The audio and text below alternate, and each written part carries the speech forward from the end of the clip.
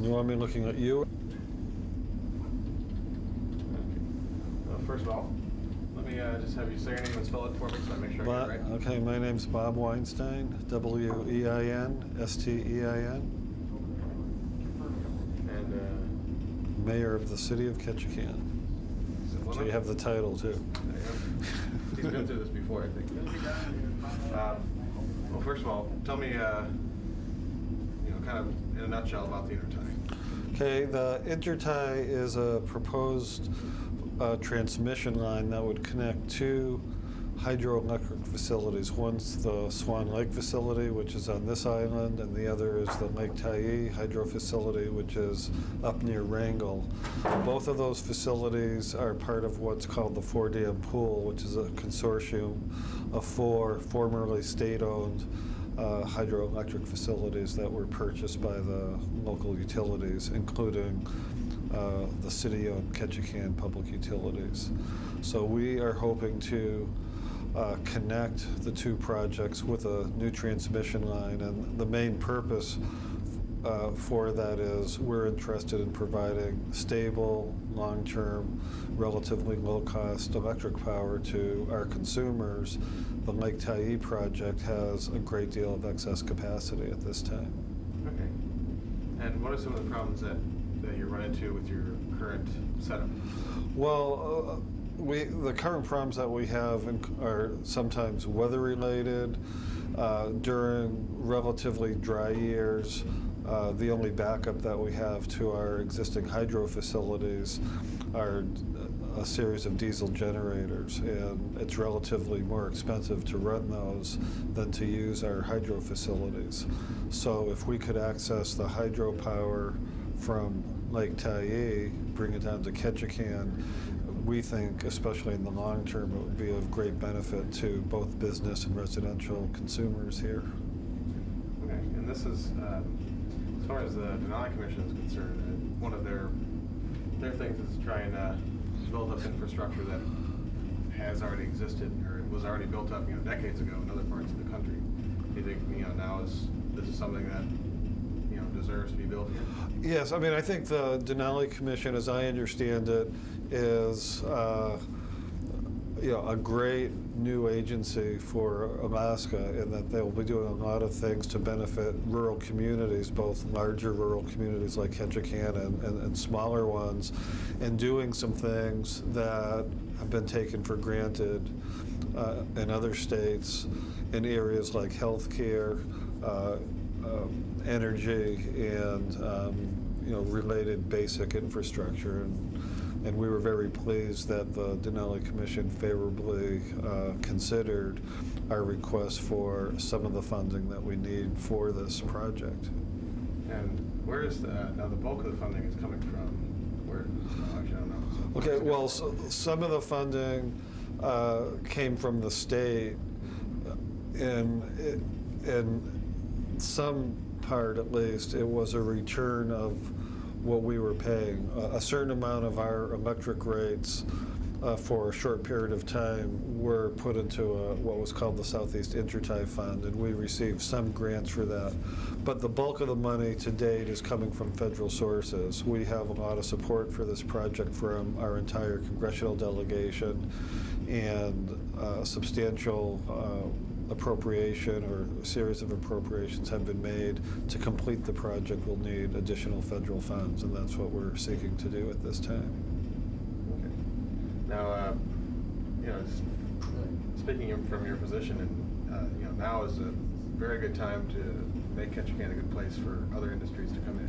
Talk about kind of the economy and what's going on. Right. Well, as I think everyone knows, the economy in southern Southeast in particular is not as healthy as it was 5 or 6 years ago due to a dramatic decline in the timber industry. Ketchikan itself lost our largest employer, Ketchikan Pulp Company, when it shut down in 1996.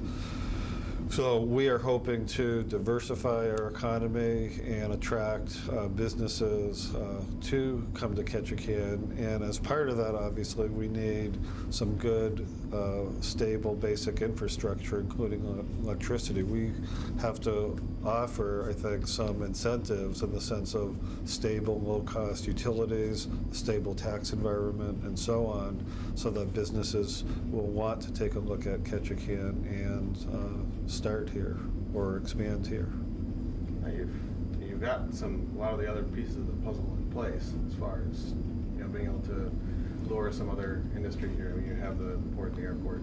Right. There's a port here that's very active, both for cruise ships in the summer, a lot of fishing vessels, especially in the summer. We have an airport here. We also have a shipyard, which is state-owned, privately operated. We're hoping that we'll be able to expand their capacity so that they can do more projects simultaneously than they're able to do right now. We have several small or relatively small timber operations. We have a sawmill on Gravina Island. We also have a veneer plant at the former pulp mill site. So again, we're hoping that by having reasonable diversification will improve the economic health of the community. And towards that end, one common strand is the port, the airport, the shipyard, and the smaller timber-related operations all need the lowest cost electricity that we can provide, and that's why we're very interested in this particular project. All right, I think that pretty much covers it. Okay. One thing I think we can get a little more tightly is that you guys often have shortages here, whereas the other end of the other dam is, like you said earlier, that literally has water going on. Right. From time to time, for different reasons, our existing hydro resources are not sufficient to meet demand, so we have to turn on our diesel generators. At the other end, up at Lake Tyee, they consistently have excess capacity. Wrangell and Petersburg, which is served by that project, use roughly about half of the available capacity. So it makes sense for us to try to connect that to our system and use existing capacity. And again, Wrangell and Petersburg, through the Thomas Bay Power Authority, are part of the 4-dam pool. So it's a sister utility, if you will. It's a benefit not only to Ketchikan consumers, but if we buy power that right now is in essence spilling over the dam, it will benefit consumers in Wrangell and Petersburg, Kodiak, as well as those served by the Copper Valley Cooperative. All right, great. Is there anything else that you think we should add? Not that I can think of. Did I miss anything? What's that? Sounded good to me. The shoes of Spruce Mill, because he is their creditor, and... Spruce Mill gonna argue this? What's that? Spruce Mill gonna argue with Dawson? It sounds like they've agreed to this. Spruce Mill apparently, the only is if Dawson forgives the debt, they might have some income tax problems, because that's considered income when a debt is forgiven. But Spruce Mill's telling him we've got enough losses. That's not the city's problem. That's not our problem. So Our problem would only be to goal- say, the only thing, two things. Our problem is we want to make sure that Dawson steps up and says, I'm in the place of Spruce Mill, I'm And he assuming understands responsibility and he for has the to- note and the deed of trust and the reconveyance changes we made. So it's just essentially changing the name, and we're Yeah. paid up. Well, it seems to me, based Not on... paid up, but we're current on the debt. That's what I'm saying. Yeah. I don't mean we get the million, but we get taxes, the last year's payment, and this Yeah. year's payment. And we still have the reconveyance, payments that have to be made when he wants to sell out parcels. The same, what you're saying, just so I understand, if he takes it, he has the same obligations that Yeah. Spruce Mill has? Yeah. Okay, great. I mean, Does they have to assign it to him, or does he just pay on their, from ours, do we just say he's paying on behalf of Spruce Mill? He's gotta come in and say, They'll have some I have a legal deed work in done. lieu of Okay. They'll have some- foreclosure. So I assume he comes in to me and hands me a piece of paper and says, see here, Spruce Mill's out of it. They've deeded their interest in the property. This may be a concerted effort to just delay the whole thing, but can you, if you guys agree to put it off a week, can you do that with the court? Or it doesn't even go to court. I call. Should we later, or? That's our call. It's when we schedule it to.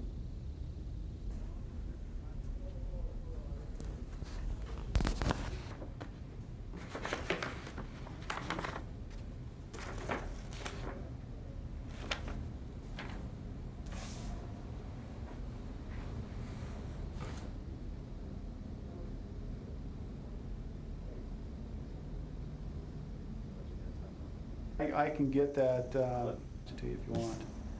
It's the last 10 years. Yeah.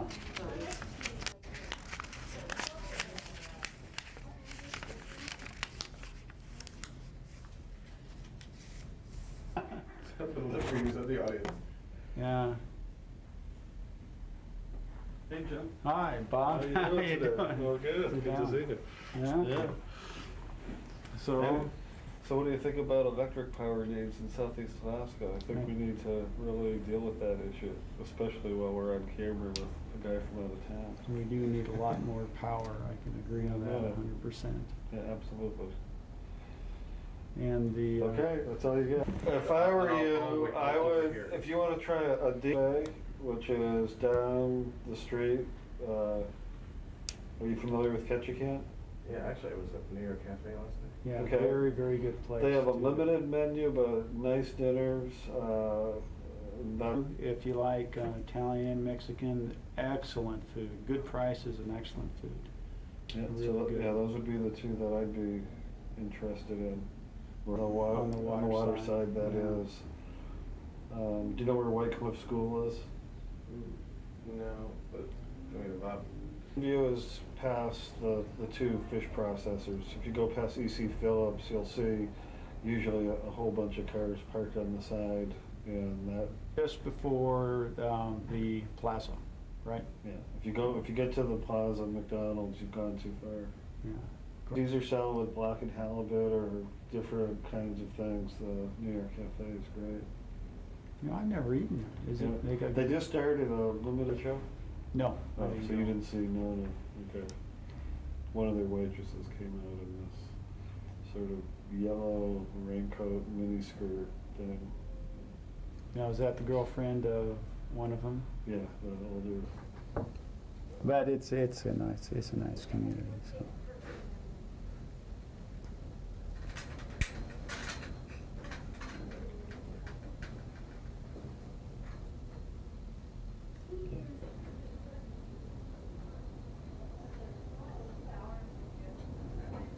All right, first of all, let me have you just say your name and spell it for me. Okay, Jim Voetberg, V as in Victor, Oetberg. And what's your title? I am the Assistant General Manager and Assistant City Manager for City of Ketchikan. Simple enough. Okay. Now you're gonna look at me. Try and ignore the big fat camera. Okay.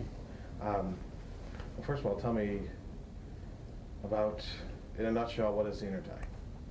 The Intertie is a 57-mile electrical transmission line that'll run at around 138 kilovolt that ties two hydro facilities, one at Swan Lake in Upper Carroll Inlet with the Tyee hydroelectric facility in the Upper Bradfield Canal. Okay.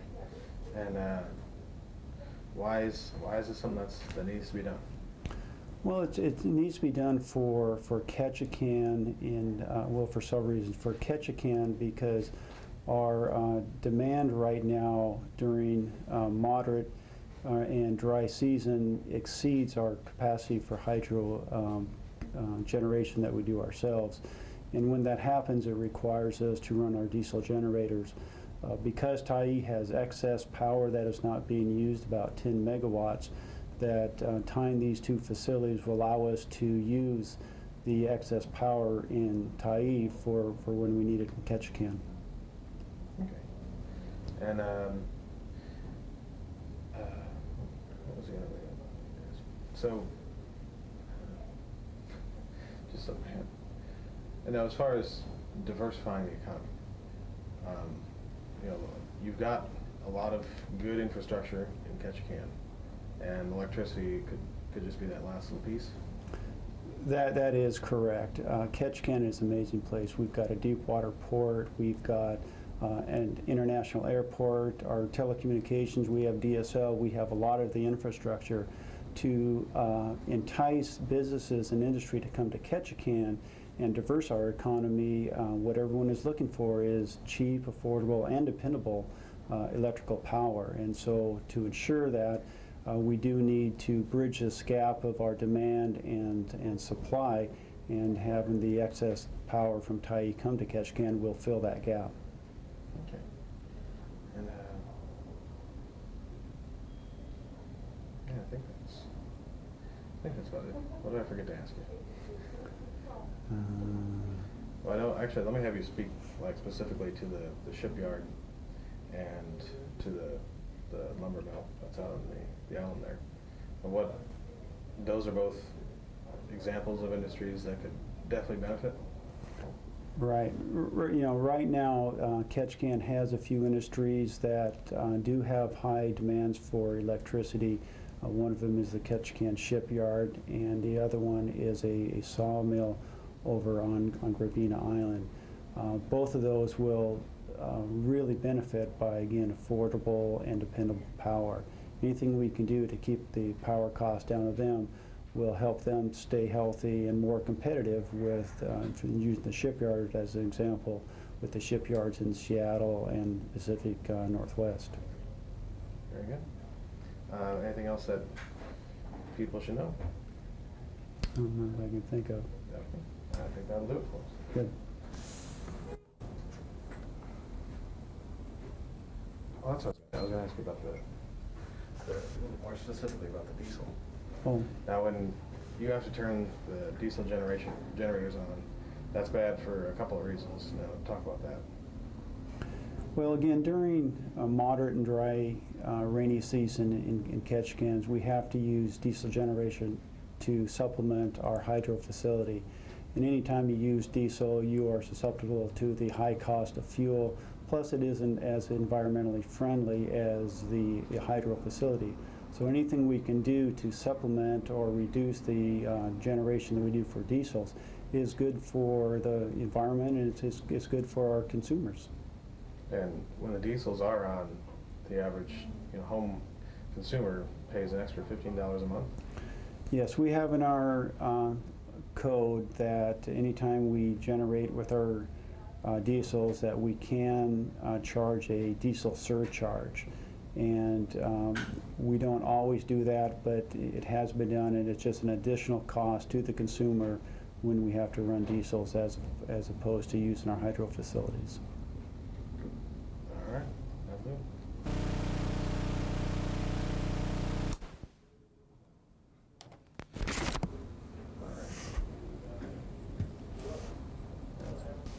So, Joe Williams, tell me about him. Joe is a fantastic guy. He's well known around Ketchikan and the Saxman area. I think he's lived here all of his life. His family's here. In the summertime, he gives tours to the tourists and does a fantastic job. He tells the people about our community and the way it is and the way it was. He gives about history, a lot of the past, and he's just a really personable person. Can talk your ear off.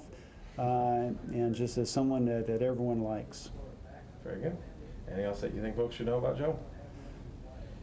He is opinionated, and he likes to give his opinion, but everyone likes to hear it.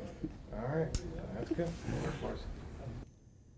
Laser levelers on it, and it just levels that concrete out, and you get on it with rollers.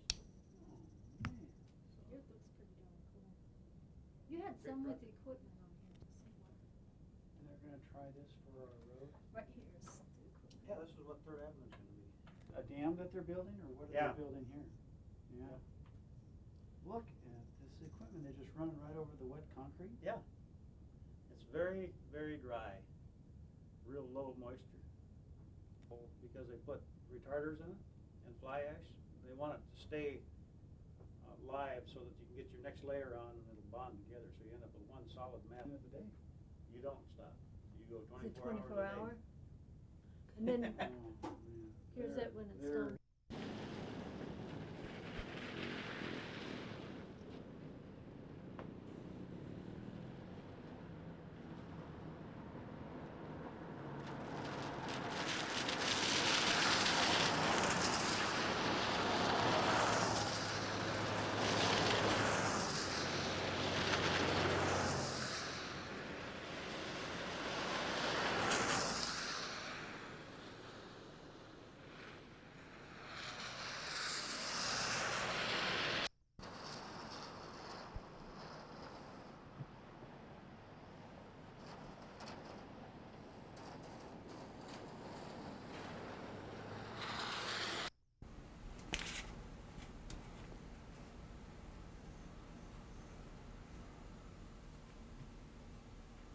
More sirens.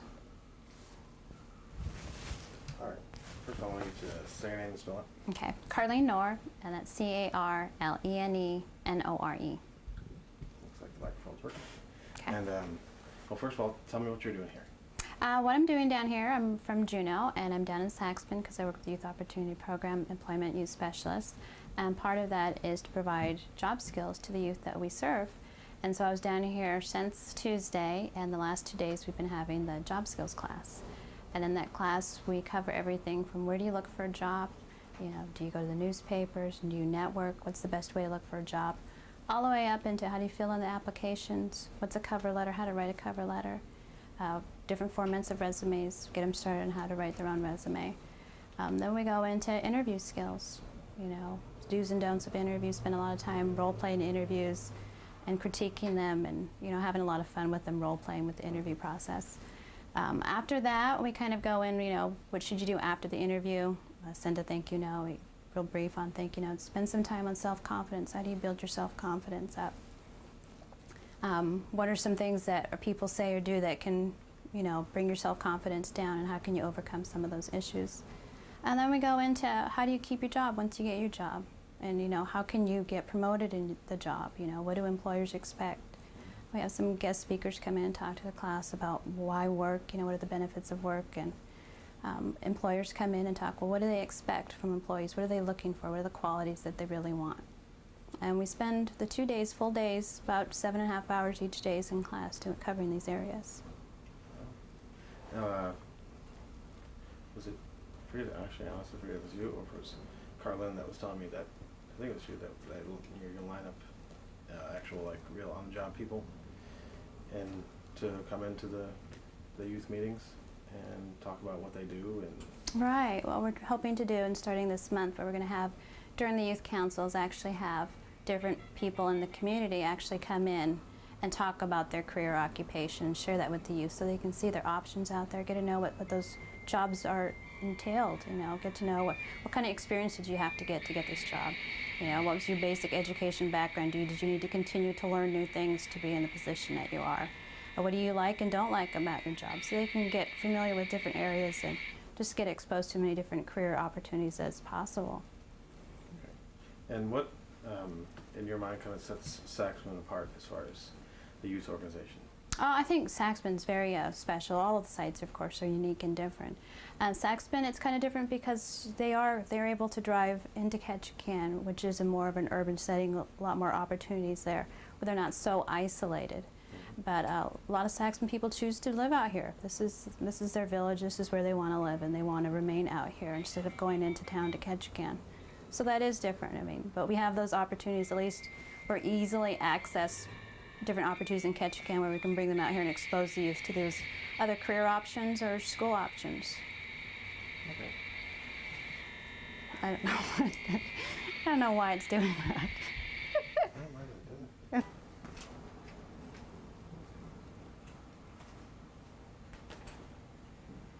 Why do you think, in general, having the youth opportunity programs is so important? I think it's really important to provide our youth with greater opportunities in rural areas especially, that, you know, they do have choices and there are some opportunities that they may not have been able to take part in if it wasn't for the youth opportunity program. As far as leadership opportunities, as far as attending conferences, the job skills class of us coming in and being able to provide that, not just once a year, but twice a year, at least twice a year for different youths to take that opportunity. Also for them to be involved in a work experience where they can be placed in a work experience site for a certain amount of hours, and that's year-round, so it's not just limited to the summer months. We're able to do that year-round. It kind of brings the community together because we really depend on the community support for this program to work. So it's another program that kind of brings the community together, incorporating the elders, teachers, principals, families, community members, the council members. It kind of brings everyone together. Now, what are some of the problems that you see that the community or that the Youth Opportunity Program helps to solve? Helps to solve. I think definitely the support from us, and not from the YDSs especially, who work very closely with the youth, as to how important school is for them to complete high school, which is extremely important, to finish high school, get their diploma, or work on their GED, or provide other alternative education like the PACE program here in Saxman, which gives them another option if the high school is not working out for them. Alternative high school is not really an option for them, then they have another alternative which they can work on. Tell me a little bit about that. I haven't heard of it. The PACE program, that definitely is a topic for Carlene, the Okay, YDS, that's fine. to cover, because she knows it in great detail. Then I will ask her Yeah, again. she's the main person. Okay, and the last thing that I had is we're doing a separate story. Mhm. Joe Williams. Mhm. You know Joe? Just from coming in here briefly into Oh, okay. in the office, I don't know him very well. Okay, Yeah. then I'll ask you about that. Okay. I'm just kind of asking everybody. All right, is there anything else that you think people should know about the program and our special ed program in Saxman? I think we probably pretty covered everything. Okay. Yeah. All right.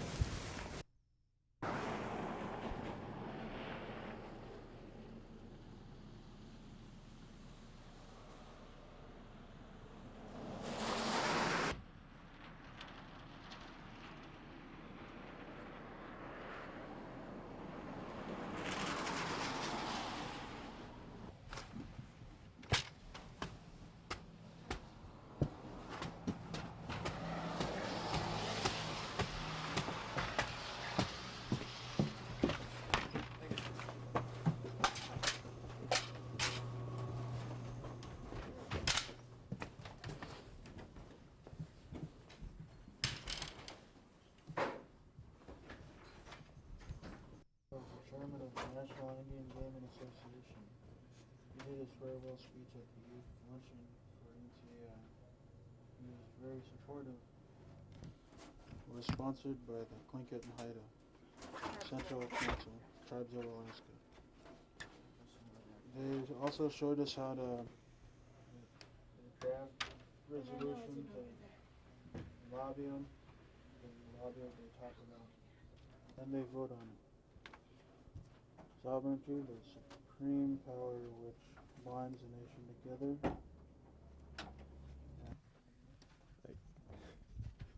There you go. There you go. Now you can focus.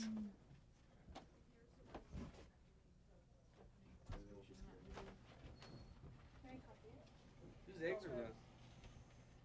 You wanna know? Eggs on kelp?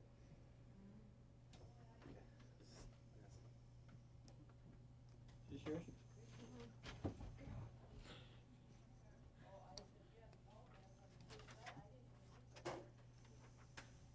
Is that Randy? Yeah, they're running for me. He's right here. Did you only show them the big stuff?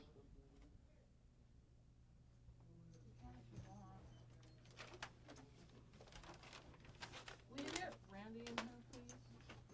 No. Randy, get in here. Good. Me too, but I need to get my little.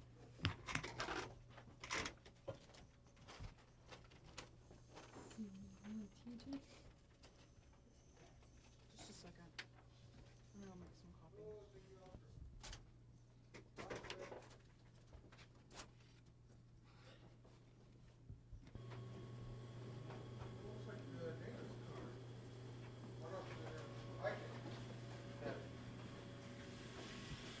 I'm not saying it is, I'm saying it looks like it.